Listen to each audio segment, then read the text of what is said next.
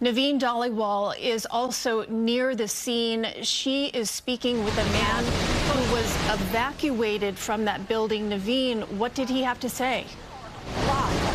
Yeah, Christine, he was working about 2 blocks away from this building, and he says that he was evacuated as officers entered his building. They didn't say why, but they were searching his building. And he also says as he came down from the building, he saw officers in other buildings, in entryways, searching building by building. And I'm right now at 53rd and Park Avenue, about 2 blocks from where you heard Jen Bizram is from. That building, 345 Park Avenue, is actually about a block. This is Park Avenue right here, and then is to the right and then to the left. So it is about a block and a half from where I am, between Park and Lexington. You can see the police crews here. They have blocked us off there's a great perimeter from this scene. We haven't had a vantage point of what this 345 Park looks like at this time, but you can see the FDNY ambulances here. The gurneys are out. We hear this is a very active situation. We don't know how many people have been shot here, but have been confirmed that 1 officer has been shot. His condition is unknown at this time, according to police. Again, the feeling that I'm getting from here is a lot of confusion. People are getting their information from citizen apps, from hearsay, but the information as far as what exactly happened with this situation, that is yet to be determined. Police are on scene. They're trying to gather that information. But as I said to you, Christine, police are searching from building to building. Officers are searching from building to building, trying to find this person, because apparently this individual, this suspect, is still on the run.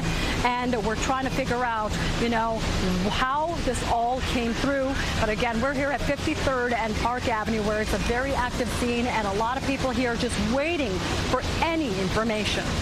Christine, back to you. All right, Naveen Dhaliwal there reporting from the scene. And just to prove how fluid this situation is, we actually are just now hearing into our newsroom where sources are telling CBS News New York that the suspect shot himself, and that suspect is now dead. These are from several sources that are telling CBS News New York that the suspect shot himself, and that suspect is now dead.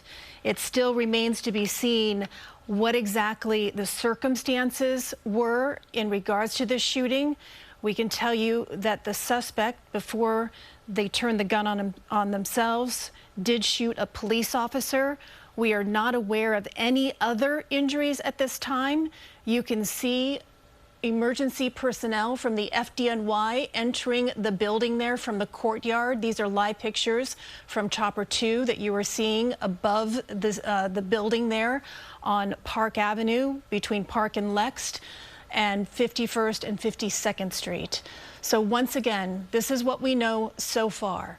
There was a shooting at 345 Park Avenue. The report started coming in around 6:30, 6:40 this evening. We heard of multiple shots being fired. We know that 1 police officer was shot. There was a massive police presence that responded to this area to search for the shooter. It was an active shooter situation.